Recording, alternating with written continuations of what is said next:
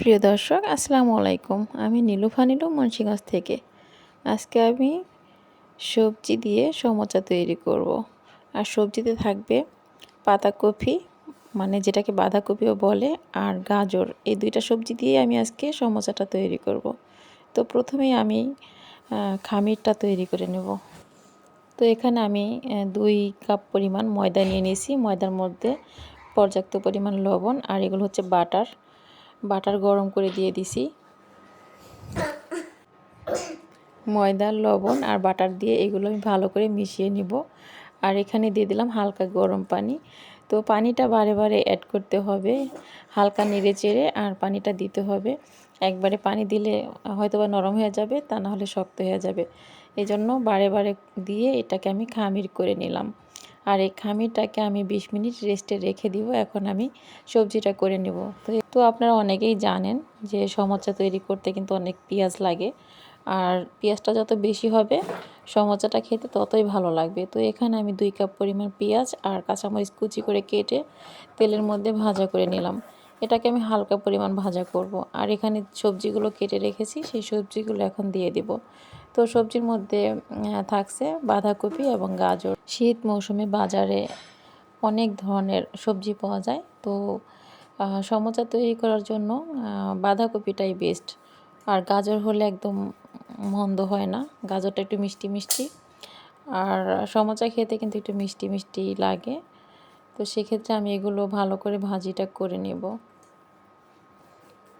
আপনারা চাইলে এখানে মুরগির গোশ অ্যাড করতে পারেন। তো এখানে আমি স্বাদ অনুযায়ী লবণ দিয়ে দিলাম, আর সাথে দিয়ে দিলাম একটু গরম মশলা ফাঁকি এবং কি জিরা ফাঁকি। তো এই ফাঁকি দুটো দিয়ে আমি ভালো করে এগুলো নেড়ে চেড়ে ভাজা করে নেব। তো সবজিটা আমি খুব টেস্টি করে মজা করে তৈরি করে নিয়েছি। তো এখানে দিয়ে দিলাম টেস্টি লবণ, আর দিয়ে দিলাম ধনিয়া পাতা কুচি। তো সব ধরনের উপকরণ দিয়ে আমি ভাজিটা করে নিয়েছি। এখানে আমি 1/2 টেবিল চামচ পরিমাণ চিনি অ্যাড করে দিয়েছি, কারণ সমোসাটা যেহেতু মিষ্টি মিষ্টি একটু লাগবে, সেক্ষেত্রে একটু চিনি অ্যাড করতে হবে। তো চিনিগুলো আমি ভালো করে মিশিয়ে নিলাম। এখন আমি চলে আসছি সমোচার খামিরটা আমি ভালো করে মথে নিয়েছি। এখন আমি এটাকে ছোট ছোট করে কেটে নেব। রুটির আকারে তৈরি করতে হবে, সেক্ষেত্রে ছোট ছোট করে নিলেই ভালো হয়। তো আমি এখান থেকে একটা একটা করে পিস নিয়ে আমি ছোট ছোট করে রুটি তৈরি করে নেব।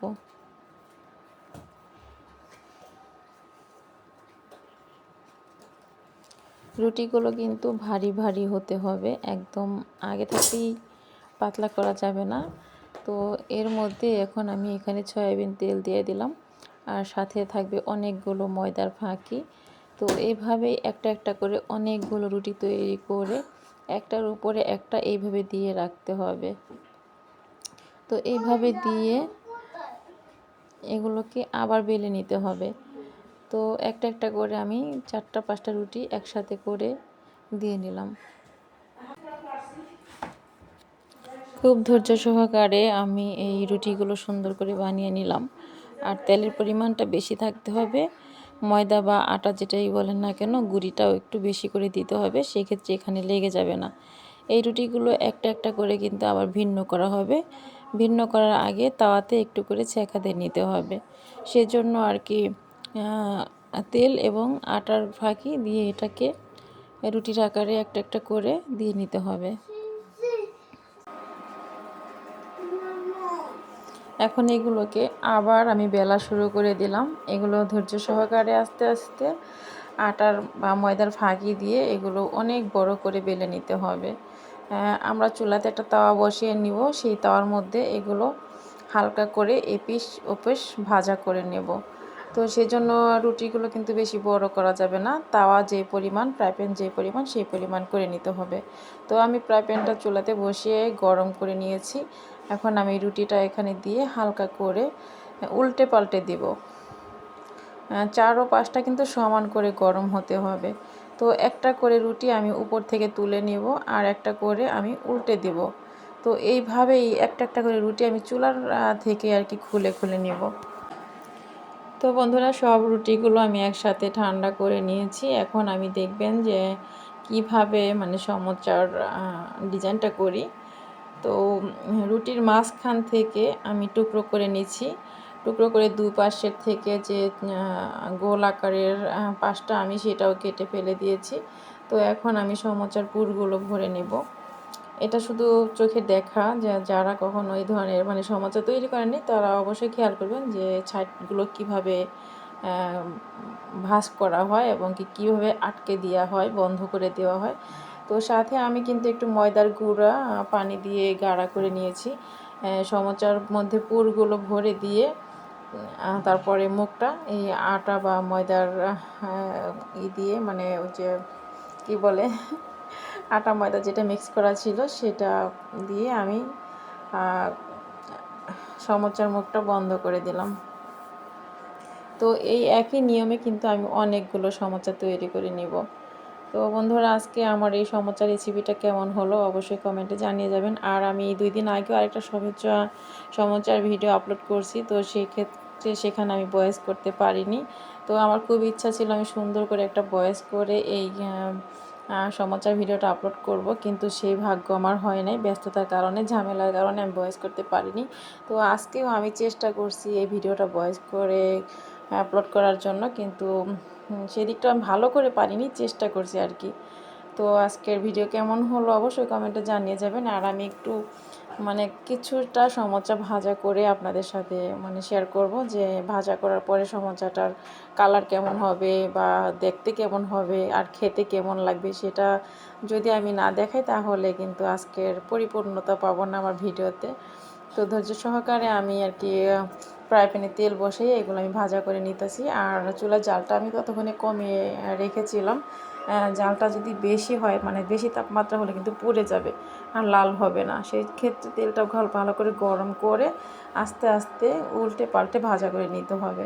তো বন্ধুরা, সবাই ভালো থাকবেন, আমার জন্য দোয়া করবেন। আবার কখনও নতুন কোনো ভিডিও নিয়ে দেখা হবে ইনশাল্লাহ। ততক্ষণ ভালো থাকবেন। আসসালামু আলাইকুম।